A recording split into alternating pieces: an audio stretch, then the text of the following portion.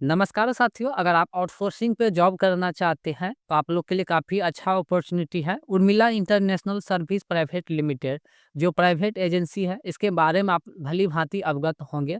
जो service provide देती है, देखेंगे इसी के माध्यम से जो है टोटल बिहार में 243 विधानसभा है और हर एक विधानसभा में जो है 2 पदों पे वैकेंसी आई हुई है। आसानी से आप जो है इसमें जॉब ले सकते हैं, कोई भी एग्जाम इंटरव्यू नहीं होती है। सेटलमेंट वाली जॉब है। बाकी आगे समझ लेंगे किस प्रकार से इस पे आपको ज्वाइनिंग करना है। ये सूचना प्रौद्योगिकी विभाग का ऑफिशियल लेटर है। यहाँ पे आ जाएँगे बिहार बेल्ट्रॉन, इसके बारे में डिटेल से समझ लीजिए। आपके विधानसभा में जो जॉब लगेंगे, तो किस प्रकार से जॉब लगेंगे। बारीकी से यहाँ पे आप गौर से समझिएगा। Bihar state electronic development corporation limited Beltron. Beltron के बारे में आप सभी अवगत होंगे, ठीक है।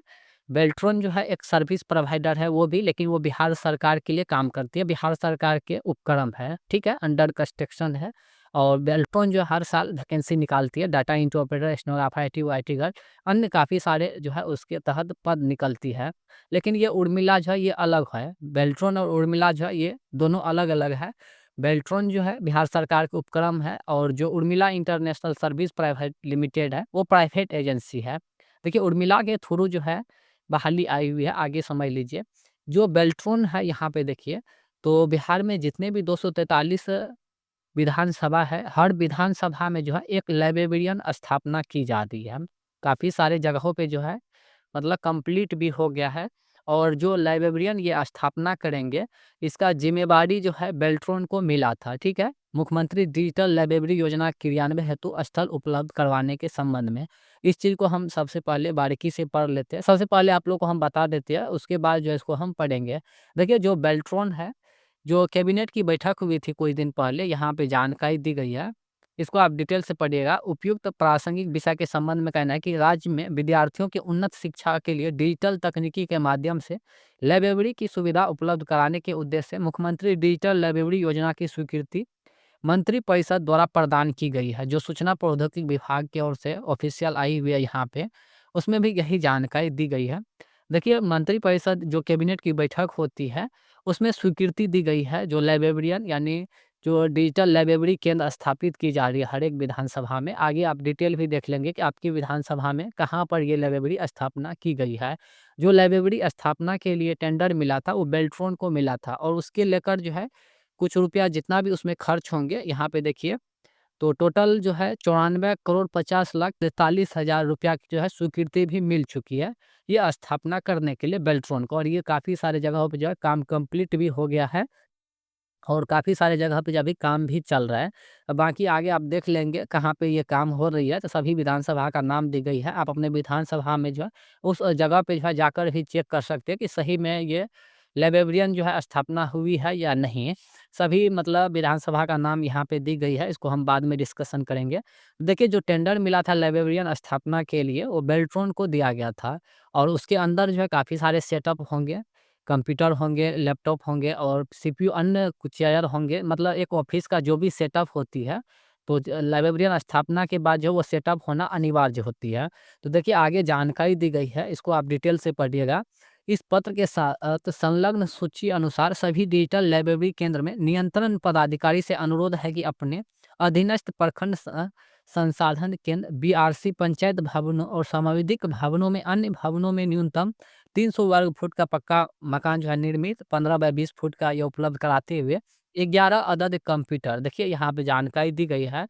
जो लाइब्रेरियन स्थापना की गई 15 बाय 20 फुट का जो है ये कार्यालय बनने जा रही है और बन भी गया है, ठीक है। मतलब जो ऑफिस बनाई गई है ये लाइब्रेरियन का 15 बाय 20 फुट का बनाए गए हैं और उसके अंदर जो है 11 कंप्यूटर, 11 CPU और 11 अदर चेयर जो है और साथ ही साथ मॉड्यूलेटर टेबल की प्राप्ति बेल्ट्रॉन।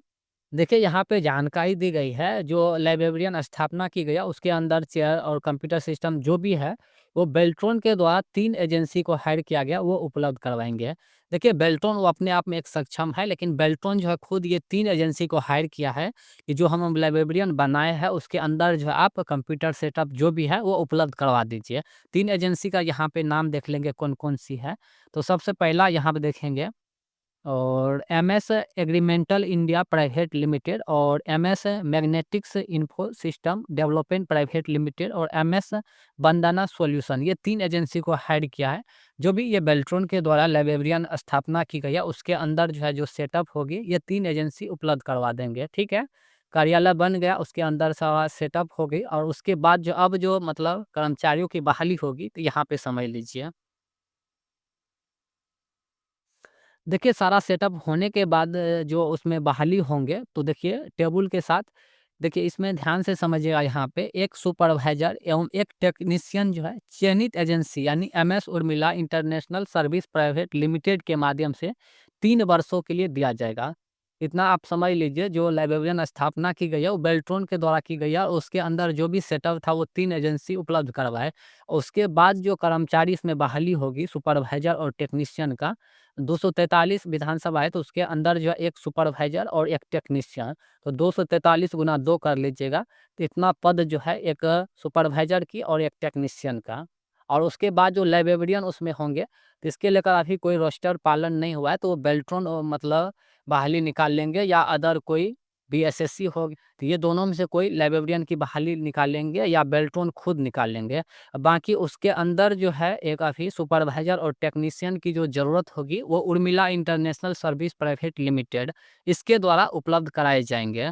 तो आप जो भी पहले से अवगत होंगे उर्मिला के बारे में, तो आप अच्छे से इसके बारे में रिसर्च कर लीजिएगा, उसके बाद ही आप कभी कहीं पे जो है पेमेंट दीजिएगा। क्योंकि उर्मिला में जो भी मतलब जॉब आती है, तो ज़्यादातर सेटलमेंट का ही होता है और उसका जो भी एग्ज़ाम होती है, तो वो एक मुख्य एग्ज़ाम होती है। मतलब आप समझ सकते हैं उसमें एक फ़ॉर्मेलिटी होती है एग्ज़ाम का, लेकिन एग्ज़ाम से कोई लेना-देना नहीं होती है उर्मिला का। क्योंकि जो भी लाखों की लाखों संख्या में उर्मिला जो एग्ज़ाम लेती है, तो कोई भी उसका रोस्टर या पैनल तैयार नहीं करती है, डायरेक्ट जिसका सेटलमेंट होती है, उसी का जॉइनिंग होती है। इसमें कहने की बात नहीं है, तो हम काफ़ी सारे वीडियो में जो है एक्सपोज़ किया है। बाकी जो वायर में साफ ये खुलासा कर दिए थे कि किस प्रकार से ये उर्मिला मतलब आउटसोर्सिंग को बढ़ावा दे रही है और किस प्रकार से ये जॉब उपलब्ध करवाते हैं, ये कहने की मतलब बात नहीं है। बाकी हम यही कहेंगे, अभी जो लाइब्रेरियन स्थापना की गई है हर विधानसभा के अंदर, तो वहाँ पे सुपरवाइजर और एक टेक्नीशियन की जो है बहाली आई हुई है। तो आप एक बार कॉन्टैक्ट कर लीजिएगा आप अपने ब्रोकर से, अच्छे सा ब्रोकर का, उसके बाद जो इस पे आप पेमेंट कीजिएगा। बाकी यहाँ पे आप अपने ज़िला का जो है मतलब अपने विधानसभा जिला के अंतर्गत जो विधानसभा क्षेत्र है, वहाँ पे देख लीजिएगा और कहाँ पे ये बन रहा है। देखिए जिला का नाम है, विधानसभा का नाम है मुख्यमंत्री डिजिटल अध्ययन केंद्र।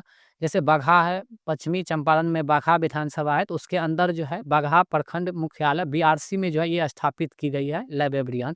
उसके बाद अन्य काफ़ी सारे जिला है, विधानसभा है, तो अपना-अपना यहाँ पे चेक कर लीजिएगा। और बाकी इन सब पद पे आप जॉब करना चाहते हैं सुपरवाइज़र और टेक्नीशियन के पदों पे, तो आप एक बार कॉन्टैक्ट कर लीजिएगा अपने ब्रोकर से और उसके बाद इस पे आप सेटलमेंट कीजिएगा। और भी कोई जानकारी चाहिए तो आप कमेंट कर लीजिएगा। बाकी काफ़ी सारे छात्र का कमेंट आते रहते हैं कि उर्मिला में फिर से बहाली आएगी हॉस्पिटल का, तो देखिए उसका भी बहाली अभी चल रही है, ठीक है? 600 कुछ पदों पे जो है उसका अभी बहाली चल रही है। उसका जो है अभी कोई ऑफ़िशियल लेटर जारी नहीं की गई है, कुछ पर्सनल कारणों से। बाकी आप भी जानते होंगे कि ये जो चोरी-छुपे काम होती है, तो किस प्रकार से होती है। बाकी और कोई कन्फ्यूजन है तो आप कमेंट कर लीजिएगा। धन्यवाद।